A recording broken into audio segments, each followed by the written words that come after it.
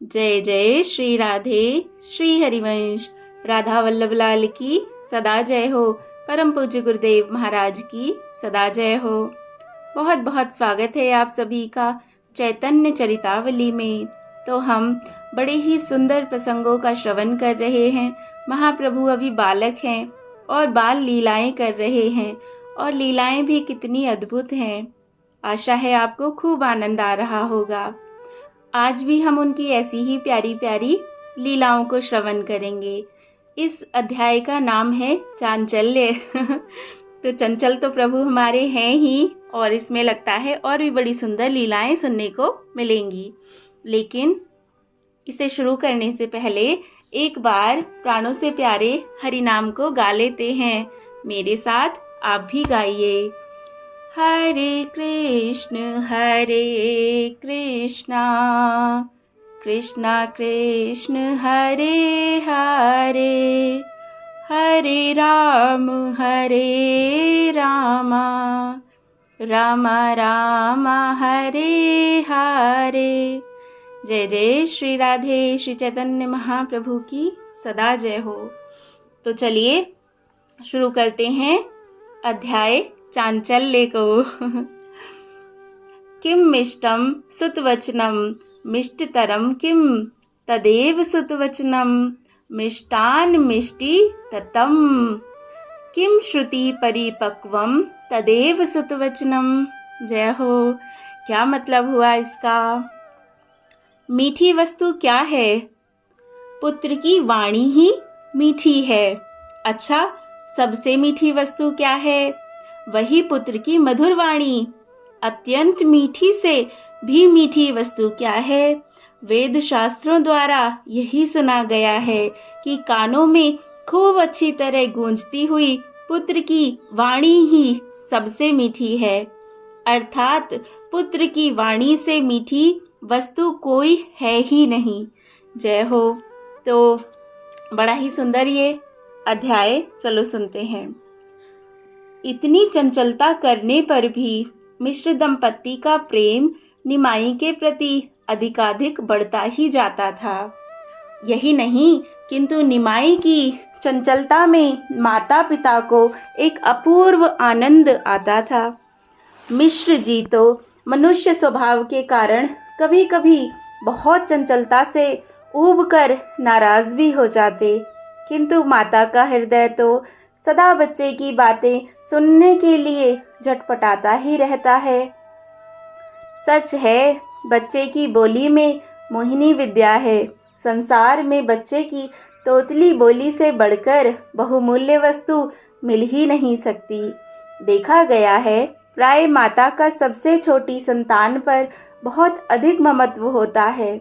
निमाई मिश्र जी की वृद्धावस्था में उत्पन्न हुए थे, इसीलिए उनका भी इनके प्रति आवश्यकता से अधिक स्नेह था।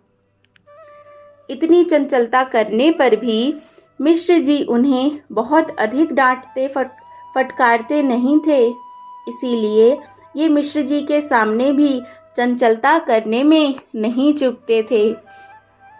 सबसे अधिक तो ये माता के सामने उपद्रव करते। माता के सामने इन्हें तनिक भी संकोच नहीं होता था। पिता के सामने थोड़ा संकोच करते और भाई विश्वरूप के सामने तो ये कभी भी उपद्रव नहीं करते थे। उनसे तो ये बहुत ही अधिक संकोच करते थे। विश्वरूप भी इनसे अत्यधिक स्नेह करते, किंतु वह स्नेह अव्यक्त होता था। प्राय वे अपने प्रेम को लोगों के सामने प्रकट नहीं करते थे। निमाई भी उनका मन ही मन बहुत आदर करते थे। उनके आते ही भोले भोले बालक की तरह चुपचाप बैठ जाते या बाहर उठकर चले जाते। जय जय। बड़े भाई का कितना सम्मान करते थे प्रभु। अब ये पिताजी के साथ गंगा स्नान करने को भी जाने लगे। विश्वरूप सबकी धोती, तौलिए और भीगे आंवले लेकर आगे आगे चलते और मिश्र जी उनके पीछे होते। निमाई कभी तो पिताजी की उंगली पकड़कर चलते और कभी भाई का वस्त्र पकड़े चलते। रास्ते में चलते चलते इधर उधर देखते जाते। पिताजी से भांति भांति के ऊट पटांग प्रश्न भी करते। मिश्र जी किसी का तो उत्तर दे देते और किसी को टाल देते। कभी कभी आप दोनों से अलग होकर चलते। इस पर विश्वरूप इन्हें बुलाकर झट से गोद में ले लेते। गंगा स्नान करके मिश्र जी तथा विश्वरूप संध्या वंदन करते। ये भी बैठकर उनकी नकल करते। जैसे वे लोग जल छिड़कते, ये भी जल छिड़कते। जब वे आचमन करते, ये भी आचमन करते तथा सूर्य को अर्घ्य देने पर ये भी खड़े होकर सूर्य को अर्घ्य देते। कभी कभी तेल लगाकर स्नान करने के अनंतर फिर आप बालू में लौट जाते। पिता फिर से इन्हें स्नान कराते। घर आकर ये सब बातें अपनी माता से कहते। स्त्रियां पूछती, बेटा अच्छा तुमने संध्या कैसे की? तब आप पद्मासन लगाकर बैठ जाते और आंखें बंद कर कर धीरे धीरे होश ठिलाने लगते। कभी कभी नाक बंद करके प्राणायाम का अभिनय करते। जब ये अपने छोटे छोटे हाथों को ऊपर उठाकर सूर्य की ओर टकटकी लगाकर उपस्थान का ढंग दिखाते, तब स्त्रियां हंसते हंसते लोटपोट हो जाती। इसी प्रकार ये जिस काम को देखते उसी की नकल करते। इनके चांचल्य से कभी कभी बड़ी हंसी आती। एक दिन मिश्र जी के साथ ये गंगा स्नान करने गए। स्नान करने के अनंतर मिश्र जी प्राय पास के मंदिर में भगवान के दर्शन के लिए जाया करते थे। ये भी शाम के समय कभी कभी बालकों के साथ उसमें आरती देखने और प्रसाद लेने चले जाते थे। आज दोपहर को भी ये मिश्र जी के साथ मंदिर में चले गए। मिश्र जी ने जिस प्रकार साष्टांग प्रणाम किया उसी प्रकार इन्होंने भी किया। उन्होंने प्रदक्षिणा की, तब ये भी प्रदक्षिणा करने लगे। पिताजी को हाथ बांधे देखकर इन्होंने भी हाथ जोड़ लिए और इधर उधर देखते भालते हाथ जोड़े जगमोहन में बैठ गए। पुजारी जी ने मिश्र जी को चम्मच में थोड़ा केसर कपूर मिश्रित प्रसादी चंदन दिया। इनका ध्यान तो उस तरफ था ही नहीं, ये तो ना जाने किस चीज़ को देख रहे थे। पुजारी ने थोड़ा सा चंदन इन्हें भी दे दिया। इन्होंने पंचामृत की तरह दोनों हाथ फैलाकर चंदन को ग्रहण किया और चट से उसे खा गए। पुजारी जी तथा मिश्र जी ये देखकर हंसने लगे। कड़वा लगने से ये वहीं थू थू करने लगे और गुस्सा दिखाते हुए बोले, ये कड़वा कड़वा प्रसाद पुजारी जी ने ना जाने आज कहाँ से दे दिया। मिश्र जी ने हंसते हुए कहा, बेटा यह प्रसादी चंदन है, इसे खाते नहीं हैं, मस्तक पर लगाते हैं। आपने मुंह बनाकर कहा, तब आपने मुझे पहले से यह बात क्यों नहीं बताई थी? पुजारी जी ने जल्दी से इन्हें एक पेड़ा दिया। उसे पाकर ये खुश हो गए। जय जय, कैसी प्यारी प्यारी सुंदर लीलाएं कर रहे हैं निमाई, है ना। और फिर घर आकर इन्होंने अपनी माता जी से सब बातें कह दी। अब तो ये अकेले गंगा जी पर चले जाते और वहाँ घंटों खेला करते। 2-2, 3-3 बार स्नान करते।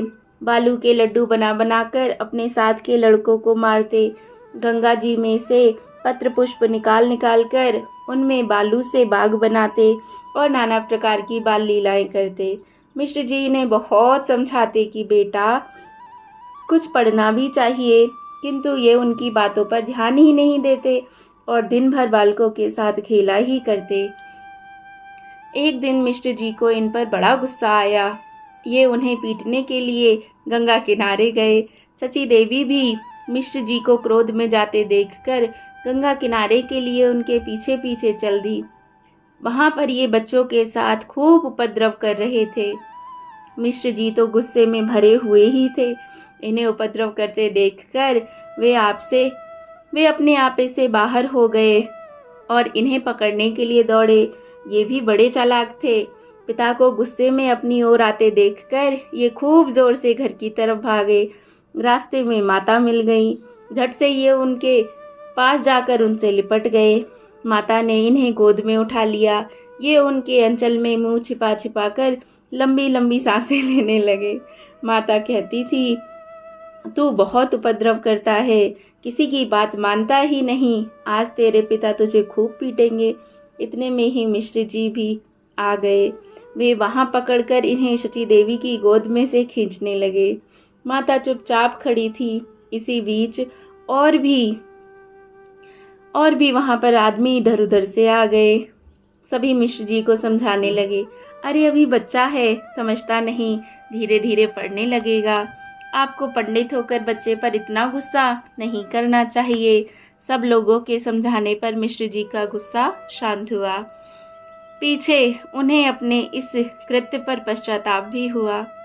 कहते हैं एक दिन रात्रि के समय स्वप्न में किसी महापुरुष ने इनसे कहा, पंडित जी, आप अपने पुत्र को साधारण पुरुष ही ना समझें, ये अलौकिक महापुरुष हैं, इनकी इस प्रकार भर्त्सना करना ठीक नहीं। स्वप्न में ही मिश्र जी ने उत्तर दिया, ये चाहे महापुरुष हो या साधारण पुरुष, जब ये हमारे यहाँ पुत्र रूप में प्रकट हुए हैं तो हमें इनकी भर्त्सना करनी ही पड़ेगी। पिता का धर्म है कि पुत्र को शिक्षा दे, इसीलिए शिक्षा देने के निमित्त हम ऐसा करते हैं। दिव्य पुरुष ने फिर कहा, जब ये स्वयं सब कुछ सीखे हुए हैं और इन्हें अब किसी भी शास्त्र के सीखने की कोई आवश्यकता नहीं, तब आप इन्हें व्यर्थ क्यों तंग करते हैं। इस पर इन्होंने कहा, पिता का तो यही धर्म है कि वह पुत्र को सदा शिक्षा ही देता रहे, फिर चाहे पुत्र कितना भी गुणी तथा शास्त्रज्ञ क्यों ना हो, मैं अपने धर्म का पालन अवश्य करूंगा और आवश्यकता होने पर उनको दंड भी दूंगा। महापुरुष इतने प्रसन्न होकर अंतर्ध्यान हो गए। प्रातःकाल ये इस बात पर सोचते रहे, कालांतर में वे इस बात को भूल गए। जय जय। इनकी अवस्था ज्यों-ज्यों बढ़ती गई, त्यों ही त्यों इनकी कांति और भी दिव्य प्रतीत होने लगी। ये शरीर से खूब हष्ट-पुष्ट थे। शरीर के सभी अंग सुगठित और मनोहर थे। शरीर में इतना बल था कि 4-4, 5-5 लड़के मिलकर भी इनको पराजित नहीं कर सकते थे। इनके चेहरे से चांचल्यता सदा छिटकती रहती। जो भी इन्हें देखता खुश हो जाता और साथ ही सचेष्ट भी हो जाता कि कहीं हमसे भी कोई चंचलता ना कर बैठे। रास्ते में ये सदा कूद कर चलते। सीढ़ियों में गंगा जी में उतरना हो तो सदा 1-2 सीढ़ी छोड़कर ही कूदते कूदते उतरते। रास्ते में 2-4 लड़कों को खेलते देखकर ये किसी दूसरे को उनके ऊपर ढकेल देते और फिर बड़े जोरों से हंस पड़ते।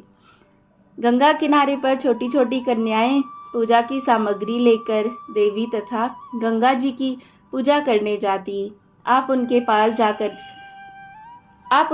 जाकर कहते, सब नैवेद्य हमें चढ़ाओ, हम तुम्हें मनोवांछित वर देंगे।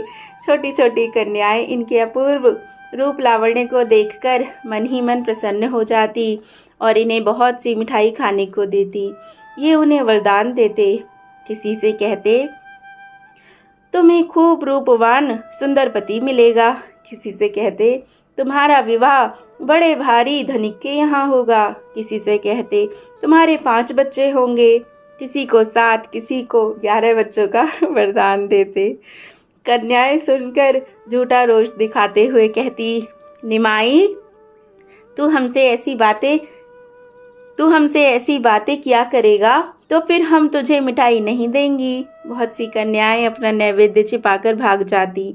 तब ये उनसे हंसते हंसते कहते, भले ही भाग जाओ, मुझे क्या, तुम्हें काना पति मिलेगा। धनिक भी होगा तो महाकंजूस होगा। 5-5 सौत घर में होंगी, लड़की ही लड़कियां पैदा होंगी। यह सुनकर सभी लड़कियां हंसने लगती और इन्हें लौटकर मिठाई दे जाती। किसी से कहते, हमारी पूजा करो, हम भी सबके प्रत्यक्ष देवता हैं। कभी कभी मालाएं उठा उठा कर गले में डाल लेते। स्त्रियों के पास चले जाते और उन्हें पूजन करते देख कहते, हरि को भजे तो लड़का होए, जाति पाति पूछे नहीं कोई। यह सुनकर स्त्रियां हंसने लगती। जो इनकी गांव नाते से भाभी या चाची होती, वे इन्हें खूब तंग करती और खाने को मिठाई देती। इन्हीं लड़कियों में लक्ष्मी देवी भी पूजा करने आया करती थी। वह बड़ी ही भोली भाली लड़की थी। निमाई के प्रति उनका स्वाभाविक ही स्नेह था। पूर्व जन्मों के संस्कार के कारण वह निमाई को देखते ही लज्जित हो जाती और उनके हृदय में अपार आनंद स्रोत उमड़ने लगता। ये सब लड़कियों के साथ उसे भी देखते, किंतु इससे कुछ भी नहीं कहते थे, ना कभी इससे मिठाई ही मांगी। इसीलिए लक्ष्मी देवी की हार्दिक इच्छा थी कि कभी ये मेरा भी नैवेद्य स्वीकार करे, किंतु बिना मांगे देने में न जाने क्यों उसे लज्जा लगती थी। एक दिन लक्ष्मी देवी को पूजा के लिए जाती देखकर आपने उससे कहा, तू हमारी ही पूजा कर। यह सुनकर भोली भाली कन्या बड़ी ही श्रद्धा के साथ इनकी पूजा करने लगी। छोटी छोटी पतली पतली उंगलियों से कांपते हुए उसने निमाई के मस्तक पर चंदन चढ़ाया, अक्षत लगाए, माला पहनाई, नैवेद्य अर्पण किया और हाथ जोड़कर प्रणाम किया। निमाई ने आशीर्वाद दिया, तुम्हें देवतुल्य रूपवान तथा गुणवान पति प्राप्त हो। यह सुनकर बेचारी कन्या लज्जा के मारे जमीन में गड़सी गई और जल्दी ही वहां से भाग गई। कालांतर में इन्हीं लक्ष्मी देवी को निमाई की प्रथम पत्नी होने का सौभाग्य प्राप्त हुआ। जय जय। देखिए ना, बचपन में भी भले ये लग रहा है कि खेल है, लेकिन खेल में भी प्रभु जो बात कह रहे हैं वो सत्य ही है। यहाँ उन्होंने कहा तुम्हें देवतुल्य रूपवान और गुणवान पति प्राप्त होगा, और ये स्वयं प्रभु ही तो है। जय जय। ये अपने साथ के सभी लड़कों में सरदार समझे जाते थे। चंचलता तो मानो इनकी नस नस में भरी हुई। नटखटपने में इनसे बढ़कर दूसरा बालक नहीं था। सभी लड़के इनसे अत्यधिक स्नेह करते, मानो ये बाल सेना के सर्वप्रधान नेता सेनापति हों। लड़के इनका इशारा पाते ही कर्तव्य अकर्तव्य सभी प्रकार के काम को टाल देते। बालपन में ही इनमें यह मोहिनी विद्या थी कि जो एक बार इनके साथ रह गया वह सदा के लिए इनका गुलाम बन जाता था। इसीलिए ये अपने सभी साथियों को लेकर गंगा किनारे भांति भांति की बाल क्रीड़ाएं करते। इन्हें स्त्री पुरुषों को तंग करने में बड़ा मज़ा आता था। कभी कभी ये बहुत से बालू के छोटे बड़े लड्डू बनवाते, सभी की झोलियों में 10-10, 20-20 लड्डू भर देते और एक और खड़े हो जाते। गंगा स्नान करके जो भी निकलता, सभी एक साथ तड़ातड़ बालू के लड्डू उनके ऊपर फेंकते और जल्दी से फेंक कर भाग जाते। कभी कभी किसी की सूखी धोती लेकर गंगा जी में डुबो देते। कभी ऐसा करते कि जहाँ 10-5 आदमी बैठे हुए बातें करते हों तो ये उनके पास जाकर बैठते और धीरे से एक के वस्त्र से दूसरे के वस्त्र को बांध देते। जब वे स्नान करने को उठते तो एक दूसरे को अपनी ओर खींचातानी होती। कभी कभी वस्त्र भी फट जाता। ये अपने साथियों के साथ अलग खड़े हुए ताली बजा बजा कर खूब जोरों से हंसते। सभी लोग हंसने लगते। बेचारे वे लज्जित हो जाते। कभी लड़कों के साथ घंटों स्नान करते रहते, एक दूसरे के ऊपर घंटों पानी उलीचते रहते। किसी को कच्छप बनाकर आप उसके ऊपर चढ़ जाते। कभी धोती में हवा भरकर उसके साथ गंगा जी के प्रवाह की ओर बहते और कभी उस धोती के फूले हुए गुब्बारे में से हवा के बुलबुले निकालते। स्त्रियों के घाटों पर चले जाते, वहाँ पानी में डुबकी लगा लगा कर कछुए का रूप बना लेते और स्नान करने वाली स्त्रियों के पैर डुबकी मारकर पकड़ लेते। स्त्रियां चीत्कार मारकर बाहर निकलती, तब ये हंसते हंसते जल के ऊपर आते और सबसे पहले कहते, देखो हम कैसे कछुए बने। स्त्रियां मधुर मधुर भर्त्सना करती और कहती, तू आज घर चल, मैं तेरी माँ जी से शिकायत करूंगी। मिश्र जी तुझे मारते मारते ठीक कर देंगे। कोई कहती, इतना दंगली लड़का तो हमने कभी नहीं देखा, यह तो हद कर देता है। हमारे लड़के भी तो इसने बिगाड़ दिए, ये हमारी बातें मानते ही नहीं। कोई कहती, ना जाने वीर, इस छोकरे में क्या जादू है, इतना उपद्रव करता है, फिर भी यह मुझे बहुत प्यारा लगता है। इस बात का सभी समर्थन करती।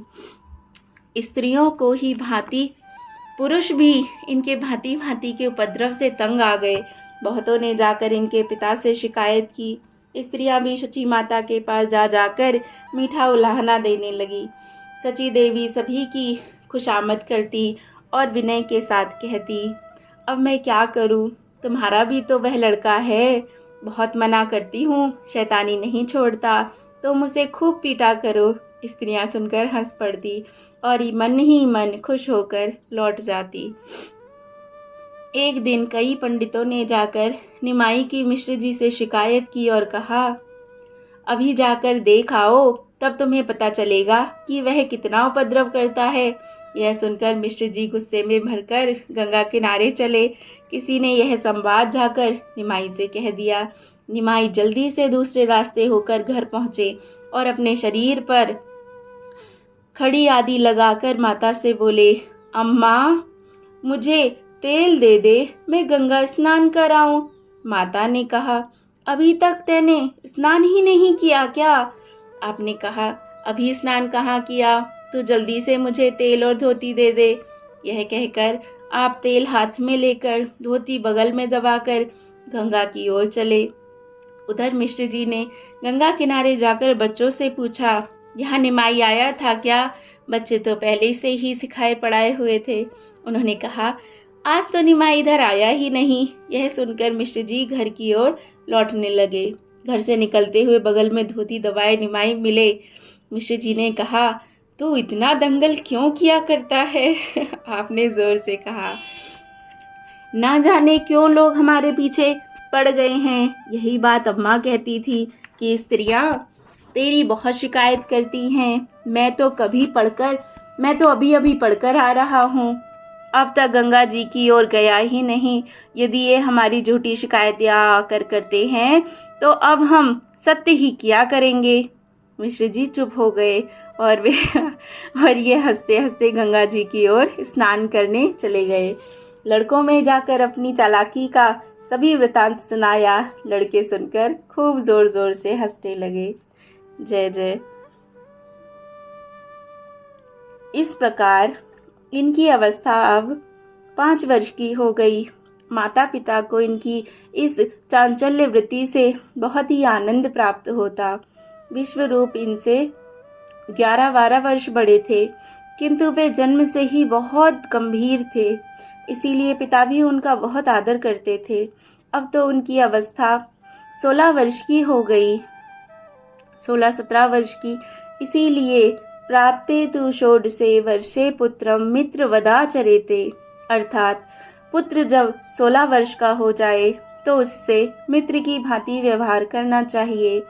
इस सिद्धांत अनुसार मिश्र जी उनके प्रति पंडित का सा व्यवहार करते। एक दिन माता ने भोजन बनाकर तैयार किया, किंतु विश्वरूप अभी तक पाठशाला से नहीं आए। वे श्री अद्वैताचार्य की पाठशाला में पढ़ते थे।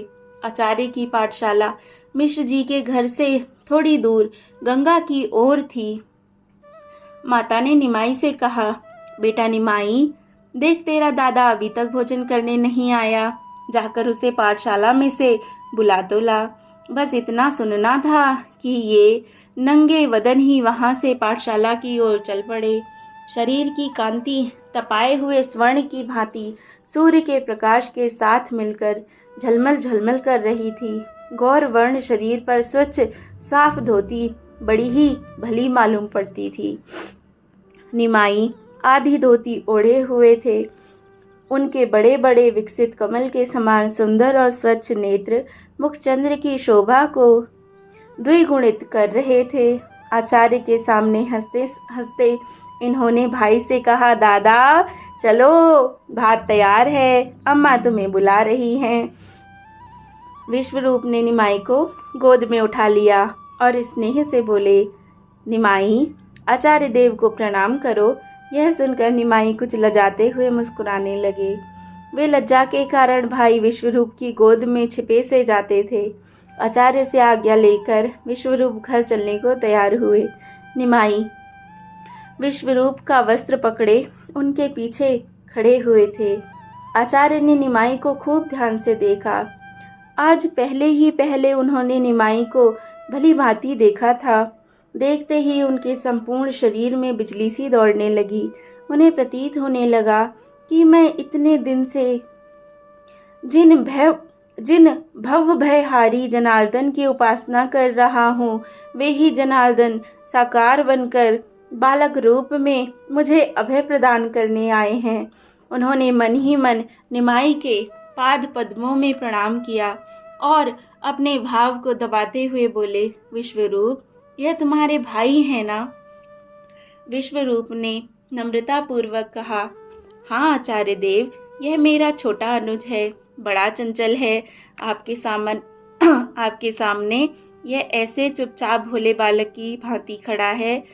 आप इसे गंगा किनारे या घर पर देखें, तब पता चले यह कितना कौतुकी है। संसार को उलट पुलट कर डालता है।